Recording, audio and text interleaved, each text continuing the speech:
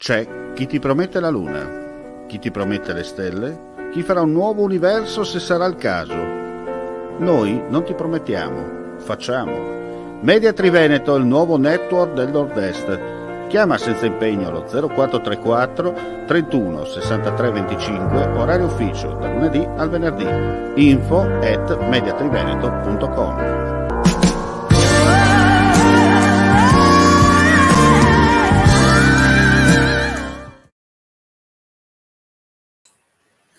Ben ritrovati gentili amici e amiche alla visione all'ascolto per quanto riguarda l'informazione su friulitv.net con le nostre audio notizie. Si è cosparso di benzina e poi ha minacciato di darsi fuoco mostrando un accendino, ma è stato bloccato in tempo dai carabinieri che hanno approfittato di un momento di distrazione. Protagonista della vicenda è un giovane cittadino straniero in evidente stato di alterazione e probabilmente con qualche disagio psichico.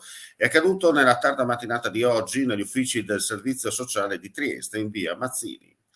A Roshosh, la città russa che fu sede del comando del corpo d'armata alpino nel 1942, è stato distrutto e sfregiato con il simbolo della Z bianca, il cippo che ricorda tutti i caduti nella seconda guerra mondiale. Lo rende noto l'Associazione Nazionale Alpini, precisando che il cippo era stato collocato dalla stessa associazione davanti all'asilo Sorriso, una struttura per l'infanzia che ospita 180 bambini, costruita nel 1993 dai volontari alpini e donata alla città in segno di riconciliazione e fratellanza.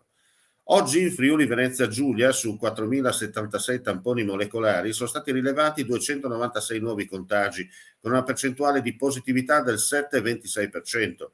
Sono inoltre 5.948 i test rapidi antigenici realizzati, dai quali sono stati rilevati 764 casi, pari al 12,84%.